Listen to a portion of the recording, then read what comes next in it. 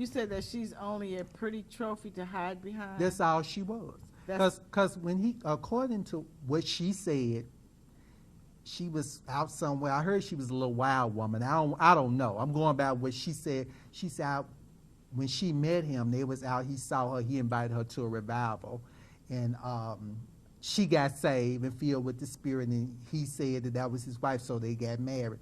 Okay, she's a very beautiful woman, but most pimps. I don't want to get ugly, but most pimps go find a woman that's pretty. She wasn't up.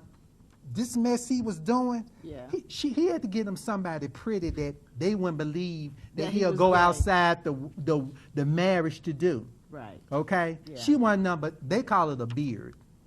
You got some straight men that mess with guys. They say, well, you know, they're going to get them a beard. They might get them a woman who, and they'll probably give you some money. Take care of you. But, you know, and you got some women actually know this going on. And they don't care because she wasn't nothing but money. a pretty trophy to hide behind. I give her some money and a car and some credit cards and get her nails done. Yeah. And all you need to do, sister, is keep your mouth closed and look good. They go dig. Okay, so tell me about the woman you canceled who was married to a pastor. Okay, this is really, really funny to me about, and I'm dealing with maybe how, I think she kind of in denial, but then I think she's being a little selfish. I'm going to tell you what happened. I was living in Florida, and I preached at a revival there, and I met this lady, and she slipped me her number. And her husband came to the revival. He's deceased now. He had a stroke. But she asked me to counsel with her. This is quite disgusting, but I want to talk to you about how a lot of these, the Bible says, silly women laden with sin, they just go along with a lot of this myth. This woman asked me, I'm not going to call her name out, but it was in Florida. I'm going to tell you what city in Florida. She said, I need to talk to you about something. I need some counseling. She said, because when she was having sex with her husband, he wanted her to put her finger in his behind. And a couple of times he asked her, could he penetrate her in her behind? I'm sure and I told her, I said, that's unusual. I told her, I said, let me tell you something. If he's asked you to play in his behind and then he wants to penetrate you in your behind, most likely he messing with men.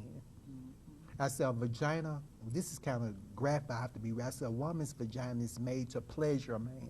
Yeah. And if that's not enough for him, something's wrong with that relationship. Yeah. And later on, as we kept talking, she admitted that she let him penetrate her. I said, are you crazy? I said, that can damage your body up in you, you know.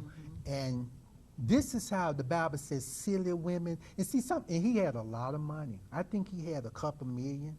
Yeah. But he came to my revival because he had heard of me preaching at another church. He came and I spoke, and he told me, I met him, and I said, girl, he gone now from a stroke. But this goes to show you how women go up. These church women know these men ain't all there. But they go along with it for the money and security. And plus, she was just so crazy about him. Yeah. Probably because he did for her. Yeah, gave everything she wanted. She had a bad old car. She had a bad car. I mean, she actually picked me up sometime, and we did lunch and dinner. You know, we stayed friends, and I actually flew down for the funeral. I went to the funeral, and she's still grieving over him a little bit. She ain't got remarried, but how long has he been dead? I think about 8 years now. Well, it's time for her to move on too.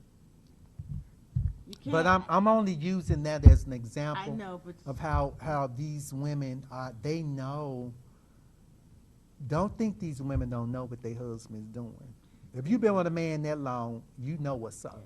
Yeah, you do. You know what's up. But they don't want to accept it because, like you say, they're living their best life. They got money, they got cars, they go shopping, they go vacationing. But Daisy, I have a thing with. But they don't care though, because they put it in the back of their mind because they're doing what they want to do, and he's providing all this money and all this stuff to them. So they let him do what he want to do, because in reality, they're doing what they want to do. They're shopping, they're going out with their friends, they're vacationing, cruises. They're doing whatever they want to do. So they don't care because of the money. Money is the root of all evil. You already know. Yeah, I have a thing about where are you morals in your standards. They don't have your any. self-respect. Because guess what? Your self-respect. If you don't have standards, you'll go for what? Anything. That's it.